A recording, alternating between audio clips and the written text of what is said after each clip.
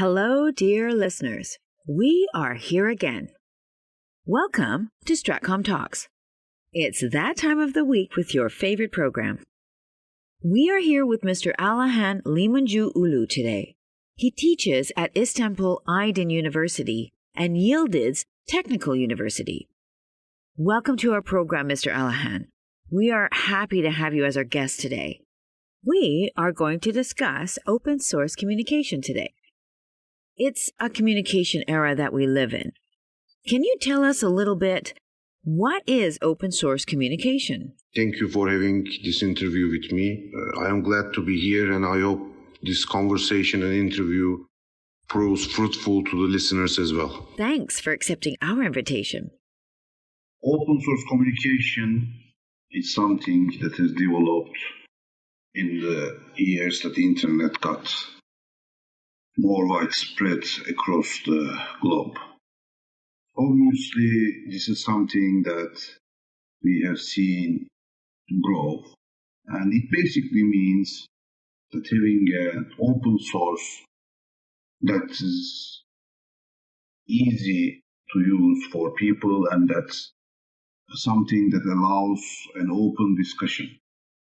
One of the oldest, most popular ones should be the IRC, which even I used as a teenager. Basically, you would go into a room that would have something that you're interested in, and then you would talk about the subject. It can be your favorite football team to a discussion about politics or whatever you are interested in. Yes, I see. And then people who are interested in the same football team can write back to you, and then you would have a discussion, an in-depth discussion about people you don't know, and many people who can come and join the discussion if they see the name of your favorite team.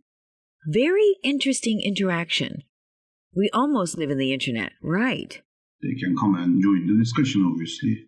So this has been a new technique where people sort of gathered and talked about certain things.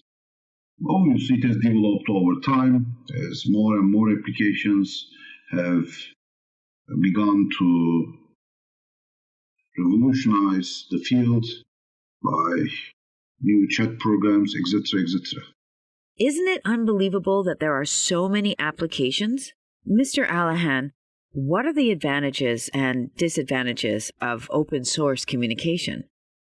There are many advantages and disadvantages of open source communication. One of the biggest advantages is it brings people together in such a manner that no other sort of tool can bring. The issue is this, and very simple, that there are many different sort of tools that people can come together, but however, in communication through an open source, it allows the public discussion to reach people all across the world. Yes, it is so true.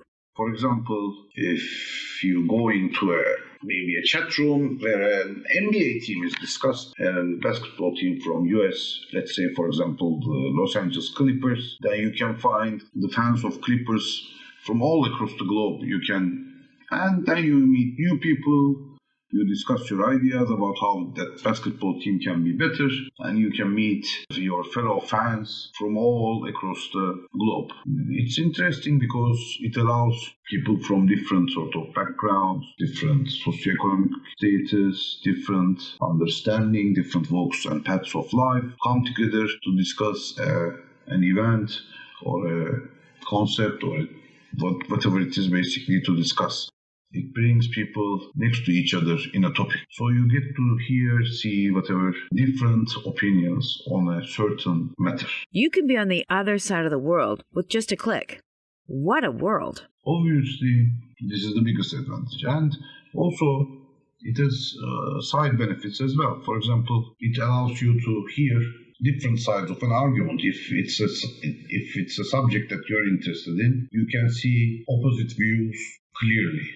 If the discussion is obviously kept in a civilized manner, then there is no real problem. Issue and the problem might occur, and these are the disadvantages. For example, the bigger disadvantages is that they're open to infiltration, they're open to trolling, they're open to all sorts of different ideas in good and bad ways. Pros and cons. Yes, of course. Obviously, there have been many problems as a result of these rooms, such as bullying. Cyberbullying is one big problem, and also trolling, people arguing just for the sake of arguing and trying to draw attention to themselves. Obviously, the social media tool Twitter is something like that, with the hashtags that you can find, enter a hashtag and then join a discussion.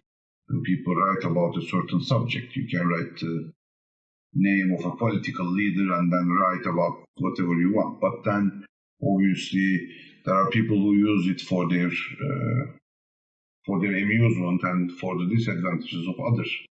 For example, lots of economic speculations might happen in Twitter. And these are dangerous because these things can end up hurting other people's livelihoods and can hurt other people a lot. It happens all the time, I guess. Obviously, there are some security measures that are taken by these social media platforms, and there are some measures that are taken by the states to defend freedoms and the sovereignty of the states. However, obviously, these are quite hard to control as a new popular platform can emerge every next day or every other day or whatever. These can always be problematic institutions, sometimes as some social media companies refuse to share information with the states the residents currently live in. Obviously, this is all confusing sometimes. As in Twitter, many people use fake accounts to swear at people or even commit crimes or defend sometimes even terrorism. And Twitter refuses to give the IP location to people or to the states, more importantly. Obviously, these are the disadvantages. And obviously, young people, kids have access to these, and kids having access is a dangerous thing because they cannot control what's going on. There might be certain problems with kids entering certain rooms, etc., etc. It is one of the biggest problems of social media. Kids can get hurt. It is true. Well, for the last 2 years, with the pandemic, our lives evolved to a different style. How did the pandemic affect the open source communication? Obviously, the coronavirus pandemic has affected these open source communication tools a lot. We have seen the emergence of new open source communication, and we have seen them getting much more popular, as many people were in lockdowns during nearly half of 2020 or 2021. We saw the rise of these tools, and they have proven to provide people, especially who are living alone, a way to pass the time, a way to meet new people, and a way to discuss certain subjects in an open source manner. Obviously, we have discussed the advantages and disadvantages earlier, but we have seen a huge growth of people who use these open source communication tools.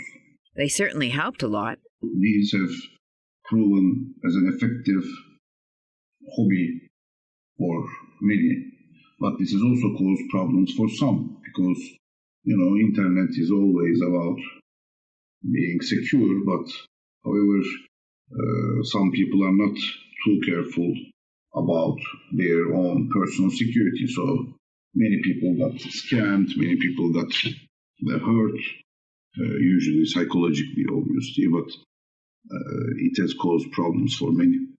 But obviously, with the pandemic, they have become much more popular, and they will, I guess, turn out to be used as the pandemic seems to be going on for at least half a year or more.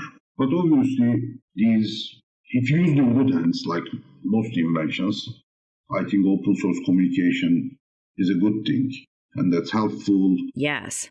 Helps you to pass the time, you can learn new things, you can meet new nice people, blah, blah. It's certainly this. But if used in bad hands, it can be used for espionage, it can be used for many things like speculation, economic speculations. It can be used for basically people rebelling against governments. It can be used for spreading of misinformation. I think this is very important because sometimes in these platforms, unfortunately, usually what draws more attention is like more radical talk. The more radical someone talks, more attention he or she gets. So this makes people act in a way that they would not act normally. As many people feel more secure behind a keyboard or behind their phone. We hear about negative effects of open source communication sometimes. They act in a manner that's not usually acceptable by the society, so this might cause problems. Unfortunately, we have seen polarization in many countries in the world right now, and unfortunately, as the radicals talk more on these things, or radicals communicate more on these things, it also causes radicalization of the more moderate. Unfortunately, being a moderate in these platforms is usually not very rewarding, so people tend to act more radical as the time moves on. I think, again, to sum up my point, if used in good hands in the pandemic or after the pandemic, if we see the end of the pandemic, it's a tool that can be very useful if used in good hands and can be very dangerous if it's used by bad people or bad organizations. So we should be careful and choose our tools wisely. Well, it was a nice talk, Mr. Alihan. Thank you for the interview. Thank you very much for having me in your interview. I have enjoyed this process and I am looking forward to having more interviews with you in the near future. Thanks a lot for inviting me and giving me a chance to explain my thoughts and my views. I hope this is fruitful to the listeners. Thanks a lot. Have a nice day. Thank you. Dear Stratcom listeners, the time is up and we have to say goodbye. We had a nice talk with Mr. Alihan Limoncuoğlu today about open source communication. Have a great day.